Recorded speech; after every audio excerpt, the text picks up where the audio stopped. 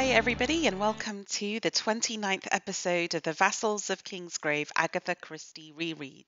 My name is Bina 007, and I will be hosting this mini-pod on 1-2 Buckle My Shoe, an Hercule Poirot mystery originally published in November 1940, so the early days of World War II.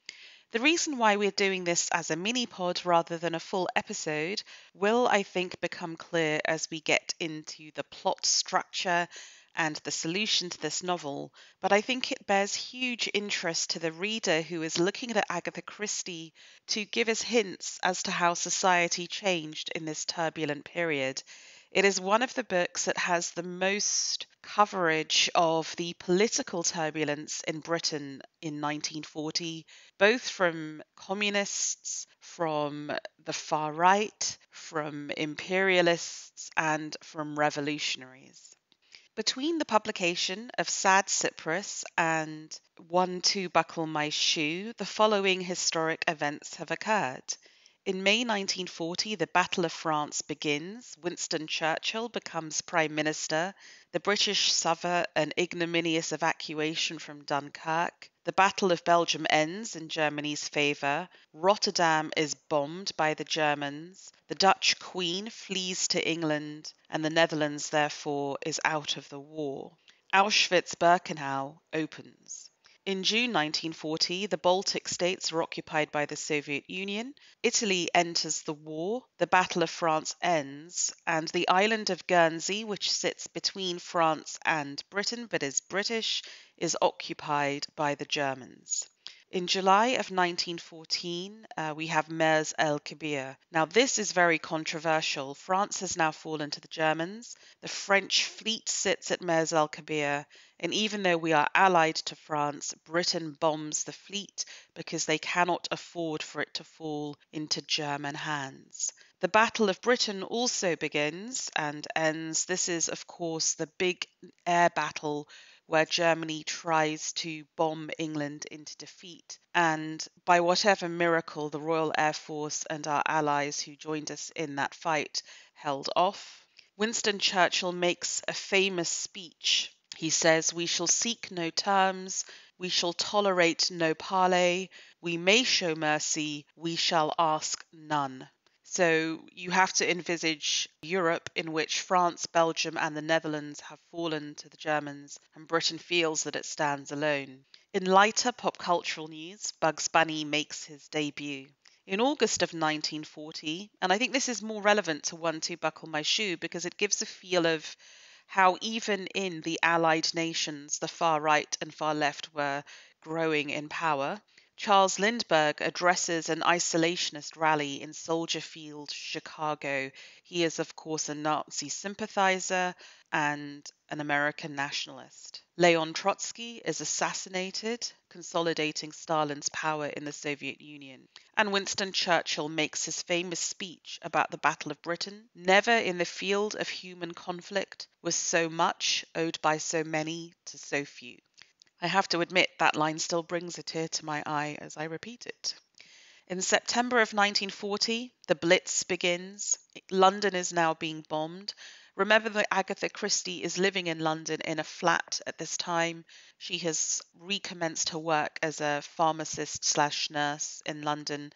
In terms of technology, great advances are being made computationally then as now. George Stibnitz demonstrates the remote operation of a computer in the United States. We get the first peacetime draft in US history, and remember that the US is not yet at war. And we also get the tripartite treaty between Germany, Italy, and Japan. So the Axis has formed. In October 1940, in popular culture, Charlie Chaplin releases his seminal film, The Great Dictator, where he plays the version of a fascist dictator like Hitler and makes an impassioned speech at the end for world peace.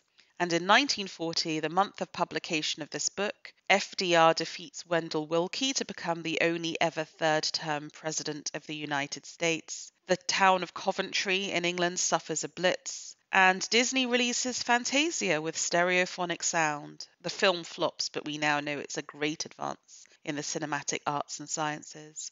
And very lightheartedly, Woody Woodpecker makes his debut. So these are the months in which Agatha Christie is writing, where Europe is falling to Hitler, where we start to see increasingly vocal politics on either side of the divide, and the centre does not, cannot, we fear will not hold. We know, of course, that it does, both in the United States and the UK, but it must have seemed like a very, very politically turbulent time. And that's what comes forth in this novel. It's also the book in which rationing is continuing in the UK. And this must have been particularly hard for Agatha Christie because we know about her own love for creamy cakes and sweet things, and therefore the consequences for her teeth and her figure, something I sympathise with greatly. The dedication for this novel reads, "To Dorothy North, who likes detective stories and cream, in the hope it may make up to her for the absence of the latter," which I think is very, very sweet. And of course, the murder that takes place is that of a dentist, and a lot of the action of the film takes place in the dentist's chair. And I'm sure we can read onto Hercule Poirot and his very human fear of the dentist, some of Agatha Christie's own peril at the thought of having teeth rotted by too much sugar looked at by a professional. Before we get into the plot of the novel, let's look at how this political environment feeds into the novel. Most obviously, it is in the character of the dentist, Mr. Morley. He says, while in the dentist's chair very early on, "It's the answer, to their Hitlers and Mussolinis and all the rest of them," went on Mr. Morley as he proceeded to tooth number 2. "We don't make a fuss over here. Look how democratic our king and queen are. Of course, a Frenchman like you, accustomed to the Republican idea—" "I ana fraha, I a Benyon," poor Hercule Poirot, knocked out with a local anaesthetic, can barely dispute the fact that he's a Belgian. But I think it is interesting, isn't it? I think for a lot of people overseas, they would look at our king and queen and our monarchy and see that as profoundly anti-democratic. But of course, for people who believe in it, the constitutional monarchy is a form of democracy in which a neutral figurehead guarantees the democracy underneath it. We then also have a character in this novel called Alistair Blunt, who is meant to be a financier in the city of London, who is very involved in the government finances and is seen as a pillar of respectability, of safety, stability, and maybe a very sort of conservative political presence. Someone says of him, "You mean that there are people who would like him out of the way? You bet there are. The Reds to begin with, and our black-shirted friends too. It's Blunt and his group who are standing solid behind the present government. Good, sound, conservative finance." So I suppose Alistair Blunt represents the solid conservative centre, with the Reds and the Blacks, aka the communists and the fascists, on either side. Here's another passage which I think is really fascinating. From an ordinary person, a character who's very much of the working or middle classes. Quote, "We're very tiresome people in this country. We're conservative, conservative to the backbone. We grumble a lot, but we don't really want to smash our democratic government and try newfangled experiments. That's what's so heartbreaking to the wretched foreign agitator who's working full-time and over. The whole trouble is, from their point of view, that we really are, as a country, comparatively solvent. Hardly any country in Europe is at the moment. To upset England, really upset it, you've got to play hell with its finance. That's what it comes to, and you can't play hell with its finance when you've got men like Alistair Blunt at the helm." So that passage is speaking to something I've always believed in, actually, which is the inherent conservatism with a small c of the ordinary English public, which doesn't mean socially conservative in the way that, being conservative on LGBTQ issues or things like that. What I mean by that is people who quite like things to move at a slow, organic pace and inherently mistrust the radical left and right. And I think that's very much, I think we can read Agatha Christie's view of her fellow countrymen as well. But this is a time of agitation, both from communists and from fascists. But also remember, at this point, Britain is an imperial power at the height of its pomp. But there is a profound movement for independence in the colonies, particularly India. This is, of course, the time of Mohandas Gandhi and his hunger strikes, his peaceful opposition. This is also reflected in Agatha Christie's work. Let me quote this passage. There was some sensational news in the morning papers. The Prime Minister had been shot at when leaving 10 Downing Street with a friend yesterday evening. Fortunately, the bullet had gone wide. The man, an Indian, had been taken into custody. So really, I feel this is an Agatha Christie novel that reflects the rise of communism, the rise of fascism, but also the rise of revolutionary agitation. And in doing so, I think is one of her best novels for showing you just how turbulent Britain was at this time, even if the mechanics of the novel may not be quite what we would wish. Let's get into it. And as always, no spoilers before the end credit music and spoilers thereafter. 1 2 Buckle My Shoe was published in November 1940, as I said, in the US, and in February 1941 in the UK. Note that when it was originally published, it had the title The Patriotic Murders, speaking, I think, to that political tone in the book, but maybe also the very forced way into which Agatha Christie shoehorns this novel into a nursery rhyme, 1 2 Buckle My Shoe, is really poorly done and entirely unnecessary. A paperback edition in the US, apparently, by Dell Books, changed the title again to An Overdose of Death. So I think both of these speak to the fact that this really is a very, very unsatisfactory shoehorning of a perfectly good novel into a bad title. It's also worth pointing out that if we're getting into the Christieverse, this is sadly the final Inspector Japp novel. I've always felt rather sad. I rather like Inspector Japp. I was sad to see him go, unlike poor Captain Hastings, who was very grating, almost from the first. There are other Agatha Christie references, though. In part 3:10 of the novel, mention is made of Alistair Blunt's involvement in the Hercego-Slovakian loan, which is the fictional country from The Secret of Chimneys back in 1925. In part 4:1, Poirot and Chief Inspector Japp joke that a plot involving a body being, quote, put into the Thames from a cellar in Limehouse is, quote, like a thriller by a lady novelist, which is a reference to Agatha Christie's The Big Four. And then the final Christieverse reference in part 7:3, Poirot recollects the jewel thief Countess Vera Rossakoff. She is often portrayed as Hercule Poirot's love interest, especially in TV shows and the movies, but she also appears in The Big Four. So interestingly, The Big Four and The Secret of Chimneys are both kind of adventure stories slash Hercule Poirot novels, which are very political and all about big international political conspiracies. So Agatha Christie is clearly in that mindset while writing what may at first come along as a rather parochial novel set in a dentist's office. So the spoiler-free plot of this novel is as follows. Hercule Poirot goes to the dentist, and as he enters, he sees a woman rather clumsily out-of-fashioned dressed, who has a rather ugly buckle on her shoe. The buckle falls off, he picks it up and hands it to her, and she stays in his memory. He goes to the dentist, and there he meets his dentist. Mr. Morley is rather pleased that the work cannot be finished that day and he must return, and he sees a number of other people in the dentist's office. Later that day, he's called up by his friend, Inspector Japp, and told, by the way, that dentist has been found shot dead, apparently by suicide. Did you notice that his mood was off? And Poirot says, no, he seemed absolutely normal. So they set about just quietly investigating what has happened.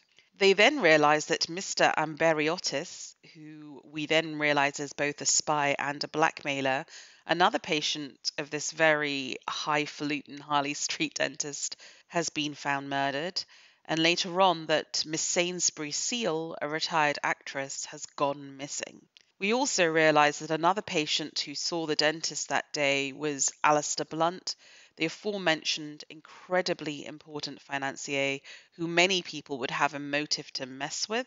And this leads us to try and investigate the murders, but also potential political plots against Alistair Blunt. So we are very much meant to believe that this is not a domestic murder, as many of the Hercule Poirot cases, which revolve around love and money, but that this is a political plot secret, similar to that of The Secret of Chimneys and The Big Four. Okay, we'll discuss the plot further in the spoiler-filled section, but let's get into the characters. Hercule Poirot is, of course, wonderfully Hercule Poirot, arrogant to the core. Here's a wonderful quotation. A momentary resentment rose in Poirot at this offhand coupling of names. Mr. Morley was a good dentist, yes, but there were other good dentists in London. There was only one Hercule Poirot. And here's another character quote that I just speaks to Poirot's modernity, actually, and his love of all things rational, modern, well organized, and square. Hercule Poirot sat at his handsome modern desk. He liked modern furniture. Its squareness and solidity were more agreeable to him than the soft contours of antique models. And then, of course, we have Inspector Japp, who I think is really lovely. There's a little in-joke, by the way, at the expense of the police, because Hercule Poirot's phone number is Whitehall 7272. The Scotland Yard number at the time was Whitehall 1212. And there's another little bit of English wartime slang when Inspector Japp says, "Na plus, Hercule," which is World War One slang for "il n'y a plus." So it's an example of the French language coming over and being absolutely butchered by the British and falling into slang. So they are the inspectors. Let's get into the dentist practice. We have the dentist, Mr. Henry Morley. Mr. Henry Morley, who is socially conservative, we know, never forgets a face. We have Miss Georgina Morley, his sister, whom he lives with in the same building. She's very much in line with the sister of the doctor in the murder of Roger Ackroyd, one of these really smart, really capable, no-nonsense spinsters that Agatha Christie has a great fondness for. We have Gladys Neville, the secretary, who was away on the day of the murder, lured away actually by a sort of fake telegram, who also seems incredibly sensible and really defends the dentist. She's very skeptical that he shot himself in suicide when he realized he'd made a mistake with amberiotis and overdosed him effectively with anesthetic. She points out that for dentists, it's not the same as doctors who might be giving different injections, different drugs, different amounts, and so could mess it up. She says with dentists, the local anesthetic is it's just the same with everyone, and they get really into a sort of automatic routine with it. So she's another smart, capable woman of the kind that Agatha Christie writes. And like so many of the Agatha Christie women who are smart and capable, they fall for rather feckless men. In this case, the feckless man is Frank Carter, Gladys's boyfriend, who has fallen into a bit of instability with work, but has recently landed a very good and well-paid job, but rather mysterious as it takes him out of London and she can't contact him directly. We realise that he is a fascist sympathiser. He goes to rallies, and I suspect that this is modelled on the British Union of Fascists run by Oswald Mosley. So you see in him the way in which the fascist movement in the UK might have attracted working class men who faced financial instability. I think it's a very realistic, if also rather chilling portrait. The final two people in the dentist practice are Mr. Riley, the second dentist. It's Mr. Morley's partner in his business.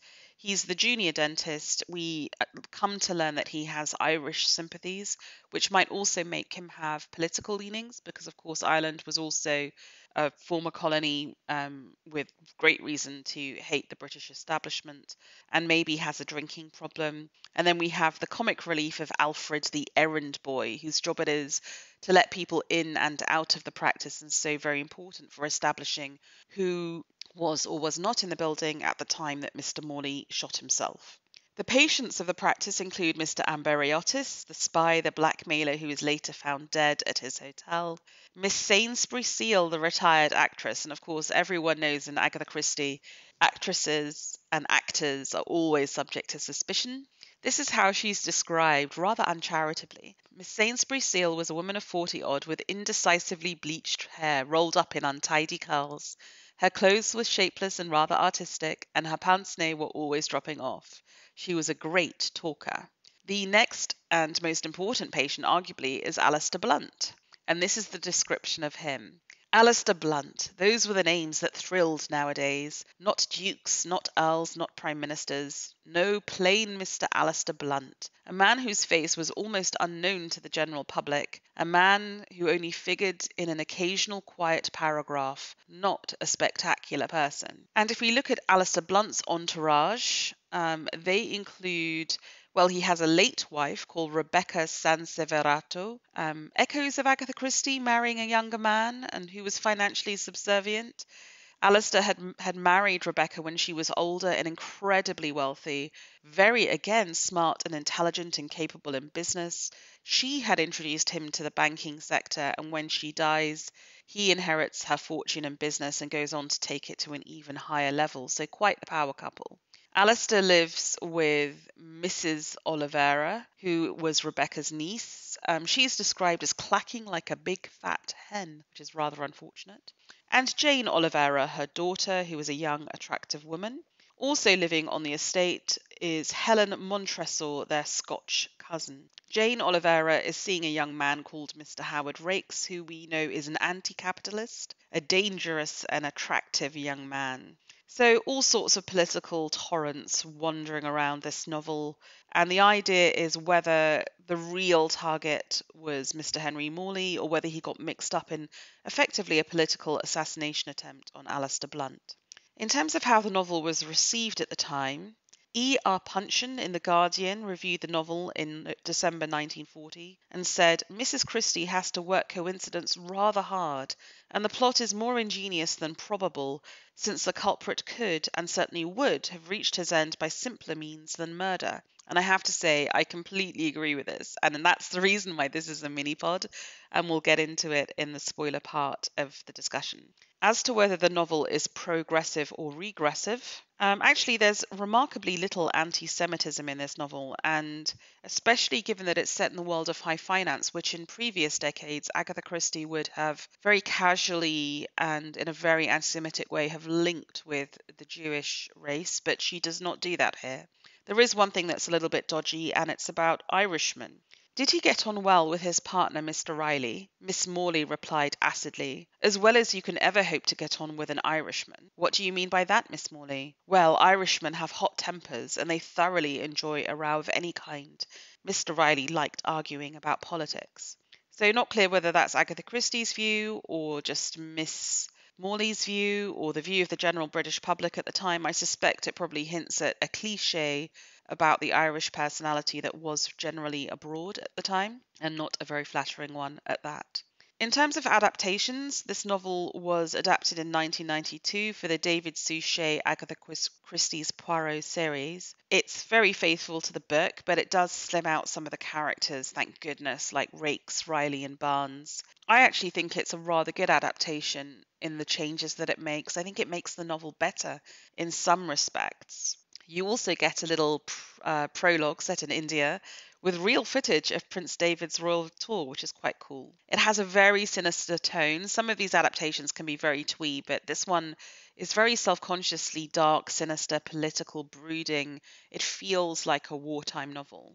I think there is a flaw with it, and we will have to sadly get into that with the solutions and the spoilers. Before we do that, let me thank you once again for listening, and also to let you know that the next episode will cover Evil Under the Sun, which is another Hercule Poirot mystery. I think it's an absolute banger.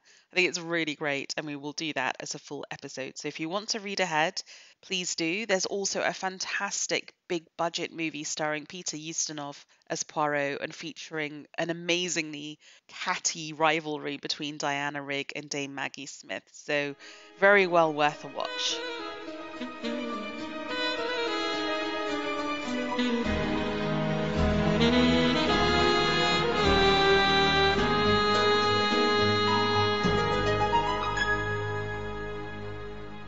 Okay, folks, everything that follows is up for spoilers. So the solution is that this is really a domestic murder and that all the political skullduggery was really a deception. The motive is that years before, Alistair Blunt had met and married an actress in India, an actress who knew Miss Sainsbury Seal, who was also an actress. He then came to Europe and met the incredible financier Rebecca Sanseverato and married her bigamously in order to both gain her wealth, her knowledge and her contacts. When she dies, he could of course have then married the first wife again and legitimized her, but chose not to because apparently they both they both effectively love amateur dramatics and all the sort of skullduggery of sneaking around in their bigamous relationship, which is stretch number one. So that when Miss Sainsbury Seal comes back to England and recognises Alistair Blunt, this is problematic because he will expose the bigamous marriage. Unfortunately for Miss Sainsbury Seal, she also meets Mr. Amberiotis, the blackmailer, and reveals again that she knows that Alistair Blunt was married before. So now Blunt has to kill both Miss Sainsbury Seal and Mr. Amberiotis.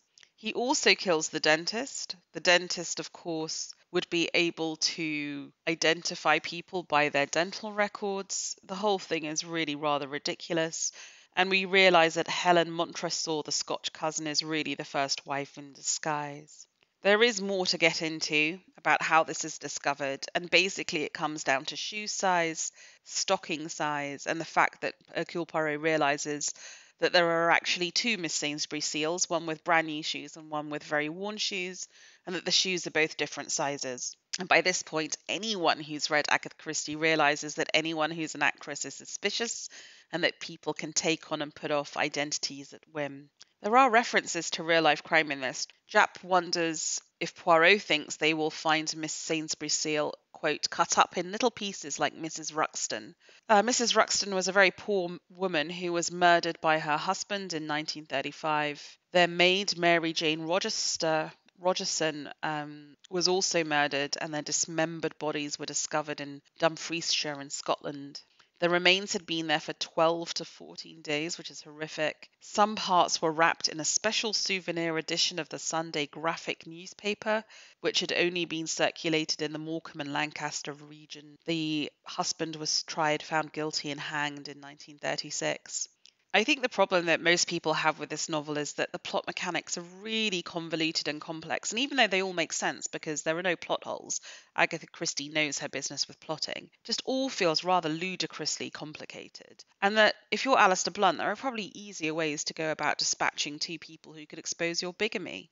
I also feel that given what we know of the time in the establishment, if he was really that important to keeping Britain financially solvent, I suspect he might have been able to confide in the Prime Minister and say he was a bigamist, and that the establishment would either have covered it up, or that MI5 might have been sent to discreetly dispose of, or maybe hush up Miss Sainsbury Seal and Mr. Amberiotis. So, I don't know, the whole thing just seems rather convoluted and overdone.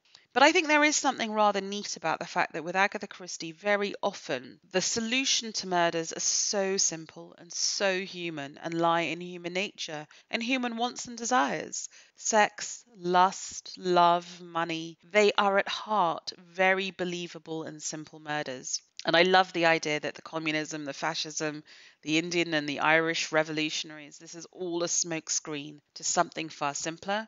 And even if we don't really believe the plot of the book, I think it is really interesting as a sort of social snapshot of what Britain was at the time and how someone essentially sort of rather middle class like Agatha Christie might have felt that there were so many political torrents that were shaking the boat, but ultimately a rather hopeful faith that the boat would stay right ways up and would not capsize because of the essential common sense of the British people. Anyway, with that, I really hope you've enjoyed listening to this mini pod. If you are a fan of this book and disagree with the way in which we've just sidelined it into a mini pod, feel free to jump on the Discord at Vassals of Kingsgrave and join the conversation. In the meantime, thank you for listening.